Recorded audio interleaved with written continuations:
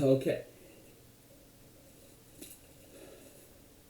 The whole Israelite community set out from Elam and came to the desert of Sin, which is somewhere in the Sinai Peninsula. So the Israelites are grumbling against Moses in Exodus chapter 16. Look, if we only had died at the Lord's hand in Egypt, there we sat around pots of meat and ate all the food we wanted. But you have brought us out into this desert to starve us, this entire assembly, to death. So, yeah, Israel's like, we're going to die. Why they don't die? No, if God wanted to kill them, why is he bringing them out in a desert? Israel's really not thinking clearly here. But don't think you're better than Israel. A lot of times, we can be just as irrational as Israel. So God's like, I will rain down bread from heaven for you. The people are to go out each day, gather enough for that day. In this way, I will test them and see whether they will follow my instructions. On the sixth day, they are to prepare what they bring in, and that is to be twice as much as they gathered on the other days. So, sixth day, because the seventh day is supposed to be a rest. So Moses tells this to them. They also get quail. Yeah, Moses says, no one is to keep any of it till morning, just like the Passover. Yeah, no one's to keep nothing of it until morning, because it is finished in one night. Parallel there, maybe not. Anyway, so they did what they were told in gathering it, but some didn't pay attention. They kept it till morning, but it was full of maggots and began to smell. So whatever this is, it rots quickly.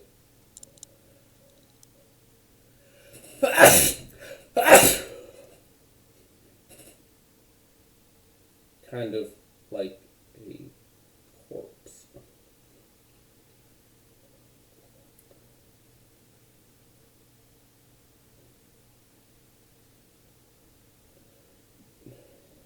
But then, on the seventh day, when the sun got hot, it melted away.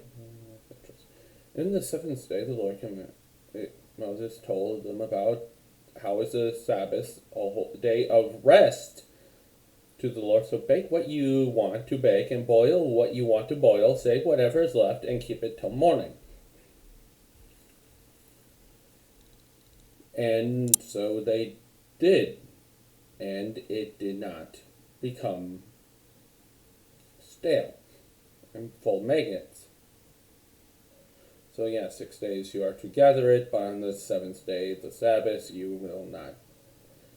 there will not be any. Nevertheless, some of the people went out on the seventh day to gather it, but they found none. Yeah, you would think the seventh day, the Sabbath day, would be the easiest commandment to follow. The one that's like, don't do stuff, just rest, relax. You'd think that'd be an easy one. But you also think no eating fruit from tree would be an easy commandment to follow too. So, sometimes humanity, we're just really bad at following instructions. How long will you refuse to keep my commandments and my instructions? Bear in mind that the Lord has given you the Sabbath This is why on the sixth day he gives you bread for 2 days. Everyone is to stay where he is on the seventh day. No one is to go out. Okay, so on the seventh day, don't go out. Don't go out. Don't leave your house. Don't go out anywhere. Just don't.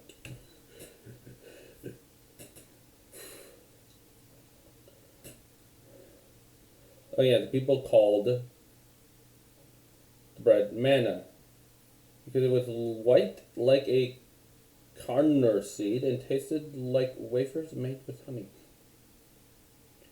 Now, what is a carner seed? Let's see if I can.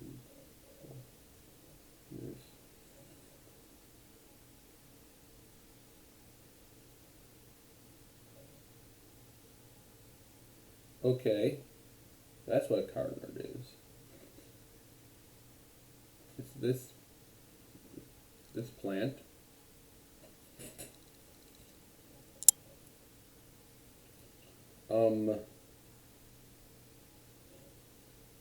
Doesn't mean it was this plant. No.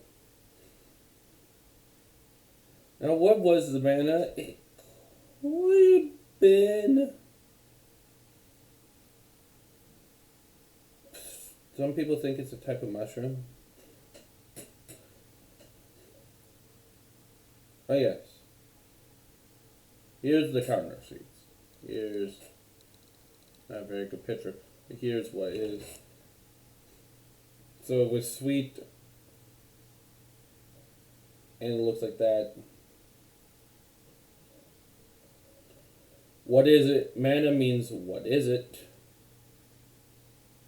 Because no one knows what it is. They didn't know what it is. Because the Israelites weren't experts in botany. Oh yes, then there's this. Take an omer of manna and keep it for the generations to come, so that they can see the bread that I gave to you to eat in the desert when I brought you out of Egypt. Yes. So take as a reminder of the Lord's provision, providing some bread from heaven to help them through the desert. Now Jesus calls himself the bread of heaven. Yes. As the Lord commanded Moses to put the manna in front of the testimony that it might be kept, the Israelites ate manna 40 years until they came to the land that was settled. They ate manna until they reached the border of Canaan. So, during their 40 years of wandering, God still provided for them. Still gave them a constant source of manna every single day. Still, even when they didn't want to go into Canaan the first time because they were too scared, God still provided. Also,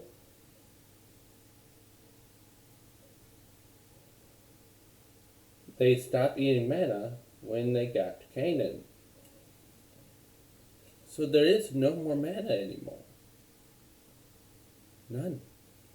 I remember hearing this supposed story about manna in Africa. No. God's still providing for them, even in the rebellion. God still shows his love to them, even in the time of punishment. God's still merciful.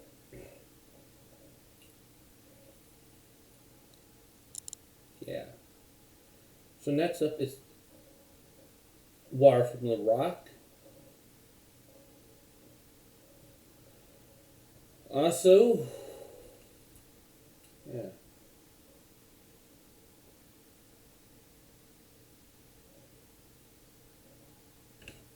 Why did Israel go up into Canaan? Didn't Egypt control Canaan?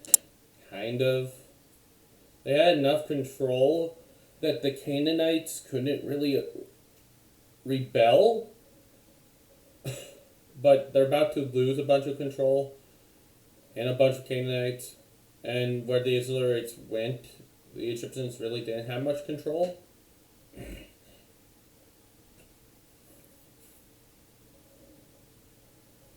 Yeah, Israel's